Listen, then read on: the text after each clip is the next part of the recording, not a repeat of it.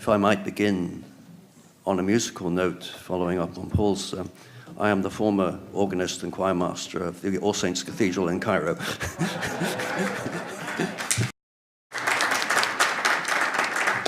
Your Excellency, President and Dean, part of the title of my essay, I've adopted the more general term short narratives rather than the more generically specific short story. That reflects my continuing desire, expressed in numerous studies published over decades, to adopt a more inclusive view of generic identity that would allow for the consideration of continuities of literary history rather than ruptures.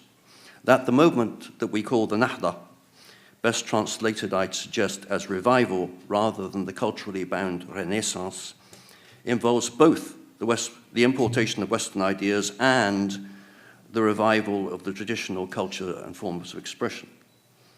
The pre-modern tradition of Arabic literature is replete with examples of shorter narrative. The earliest of them all, the khabar, anecdotal report, a repertoire of characteristic accounts concerning the beginnings of recorded history of Arabs and Islam, later followed and replicated by other genres and modes, not least the uniquely Arabic maqama. What's clear from many readings of the three authors of this conference is that while they were clearly influenced by their encounters with the West, their stays in the United States and its cultural heritage, all three of them demonstrate in their works a clear awareness of and a profound respect for the pre-modern tradition of the literature of the Arabs. I'll now consider briefly some of the contributions of these three writers. I start with Rihani, who's the pioneer, at least in travel. During a return visit to Lebanon from his initial visit to the United States, he undertook to improve his competence in Arabic, and as we've heard, became fascinated by the poetry of Abu al-Ala al-Ma'ari, some of whose poetry he translated and published in English. His equal fascination with the poetry of Whitman, something he shares with the majority of his Lebanese colleagues, led him to pen some early examples of broke away from traditional norms of Arabic verse. The major point to stress here is that he'd acquired such a level of competence in both Arabic and English that he was genuinely able to straddle the space between the two disparate cultural traditions, and in both their pre-modern and modern manifestations, and to make valuable contributions to the introduction of each to the other. To illustrate his contribution, I will in fact make use not of a work which we could call fiction, the definition and antonym of which has become yet more complex in our current American political quagmire. I'm referring to the genre of travel writing, particularly his extensive work, Kahlil, Lebanon, an account of journeys he undertook following his return to his native Lebanon. There's, of course, nothing intrinsically modern about travel narratives in Arabic, beginning with Kutub Masalik wa Mamalik, essentially postal routes, and Hajj narratives such as those of Ibn Jubayr and Ibn Battuta, which have long been recognized as fascinating introductions to Arab Islamic civilization and indications of the innate curiosity of their authors. Rihani's work shares some of these qualities.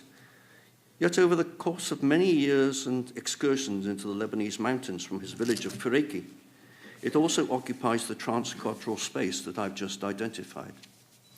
In our current context, it's of massive interest, of course, that the 1975 edition of this book begins with a letter addressed to Albert Rihani by none less than Mikhail Naimy. Quote, "The hours I've spent accompanying Ameen on his Lebanese travels have been a source of inspiration for both body and soul alike. He serves as a subtle commentator, inspired, precise historian and sage, somebody who can extract a piece of wisdom from seemingly trivial matters and events. Ever alert traveler, nothing escapes his attention. Humorous storyteller, astute critic with a sharp scalpel. He borrows without spreading malicious gossip or indulging in distortion. Through his travels, whether on foot, on mule, and later in a car, Rihani is constantly aware of being and being seen as the famous returnee from afar, America. During an excursion to Sanin, for example, he comments on, and indeed somewhat cruelly replicates in Arabic script, the poor British pronunciation of a Lebanese woman. On another excursion, this time to the village of Laqlouq, or is it La'louq, in the company of his close friend Charles Qurm, the dedicatee of the volume, and also two visiting Americans, Rihani has the following to say to his friend, trying to persuade him not to go back to Beirut with the Americans. I know more than you do about Americans, men and women. I know the language they'll understand. While a listing of his complete work shows examples of his poetry and translations, there are segments in this travelogue which also must be regarded as samples of poetry. Here, for example, is his take on the cedars of Jaj. Hail, lady of the trees, mistress of the all-powerful mountain. You raise your green standard over these dark rocks, daughter of day and night, sister of sun and moon. Talk to me, teach me, raise me up to the heights of your faith. This section on the cedars of Jaj is followed by what must be regarded as a 3-page poem on sukhur, rocks. Rocks are skyscrapers, roadblocks for eagles. They embase the plains, stand guard at the wind's narrow passes. Rocks embellish mountaintops, raising banners for seclusion. Rocks perched in silence, mocking thunder and lightning. Rocks protect the gates to the cedars, taking root in them, carrying the throne on their shoulders and necks. There are many other examples I can quote, but while Rihan's copious list of publications provides examples of shorter narratives, it's Jubran who serves as a genuine pioneer in the development of this particular genre, the short story. Like Rihani, Jubran travels frequently as a young man from Beirut to Boston and back again several times. In the context of Jubran's Arabic short stories, it's a special interest. While they were written relatively soon after his second return to the States, they mark a new development in Arabic fictional writing. His two collections of short stories, Al-Ha'is al-Muruj, Brides of the Meadows, weirdly translated into English, and Al-Arwah al-Mutamarrida, Spirits Rebellious, are consequences of both his early acquaintance with the American tradition, perhaps short stories of Edgar Allan Poe, who along with Nikolai Gogol is one of the acknowledged pioneers of the genre, and his exposure to Lebanese society as a teenager, and particularly his Maronite-based education. Two major themes are particularly noticeable: the venality and corruption of the Maronite clergy, and the status of women in society. Reading the description of the brutal treatment that the monastery monks wreak on the hapless title character Kahlil al-Kafir from Al-Arwah al-Mutamarrida, and the way in which local peasantry are led by Khalil's words about Christian charity to turn against their local priest and the sheikh of the village, we're entitled to wonder whether during his return to Lebanon, Jubran happened to hear about the way in which As'ad al-Shidyaq, the brother of the renowned Lebanese writer Faris Shidyaq, was imprisoned by the Maronite patriarch and done to death in a monastery.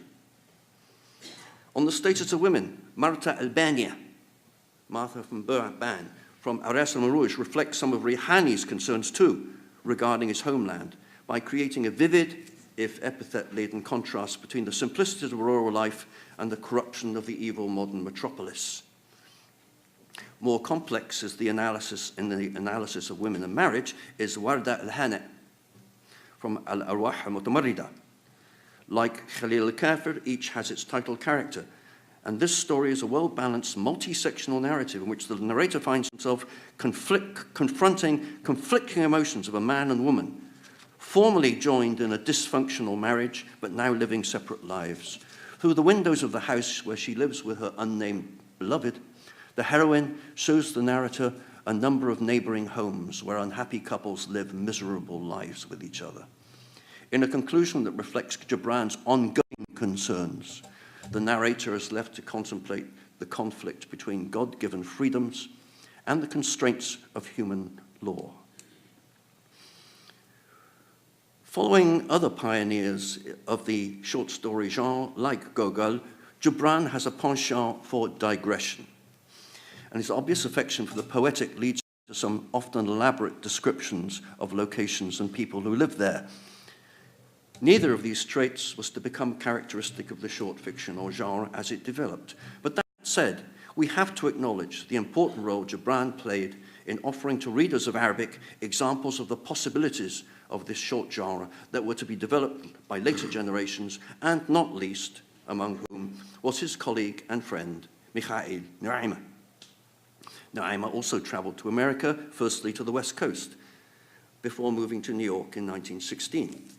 He became heavily involved in the activities of fellow Lebanese writers, not least Jubran and other members of Rabitat al-Qalamiyya. It's in the earlier stages of career we seem to find particular significance in assessing his importance as a writer of short stories. These saw him through educational institutions sponsored by the Russian Church, firstly in Baskinta, then in Nazareth, and still later in Poltava in the Ukraine. It's still being little recognized, incidentally, that Kiev was the foundational center of a separate Russian Orthodox Church. It's as part of this educational process he comes to admire the fictions of such mighty figures as Gogol, Turgenev, and above all, Tolstoy. This extensive exposure to a rapidly developing tradition of fictional genres has its effect on the way in which he was able to forward the development of the short story. The themes of some of his contributions echo those of Jubran. What appears to be his first story, 1914, Sanataha al-Jadida, Her New Year, describes a harrowing tragedy.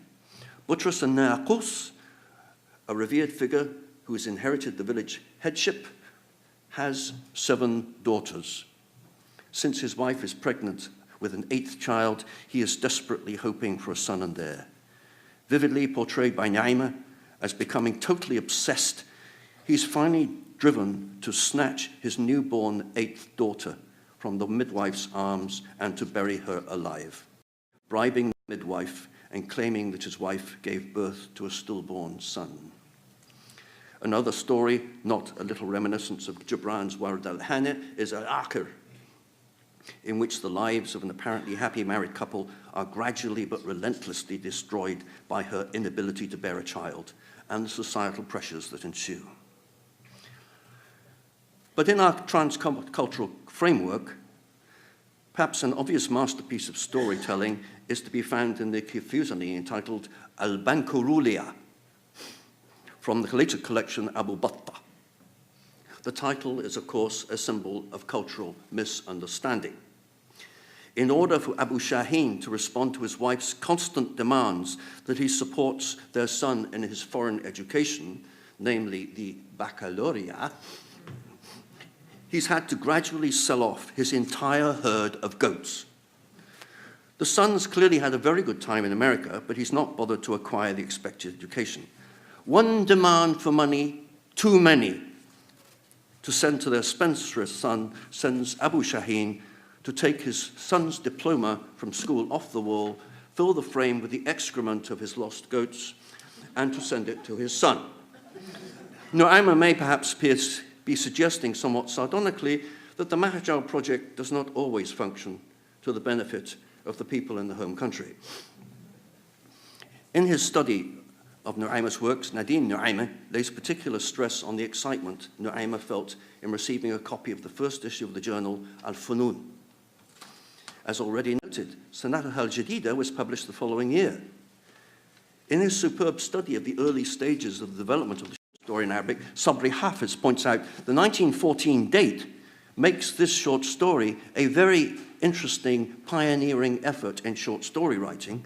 The problem being, however, that it did not appear in the Arabic-speaking world until 1937 in Naimy's first collection, Kan Makan. So the reception of Naimy in the Arabic-speaking world arrived somewhat later than is his due in terms of the actual composition. Literary genres are never invented. They emerge gradually and as the result of a convergence of numerous cultural factors and precedents. In the transcultural context I've situated this brief essay in, that's even more the case. The 3 great Lebanese-born authors, some of whose contributions to narrative I've just tried to analyze, were clearly well aware of the cluster of factors that formed the creative environment in which they found themselves, and made full use of them in their writings. Modern Arabic literature is the beneficiary of their creativity and initiative. Thank you.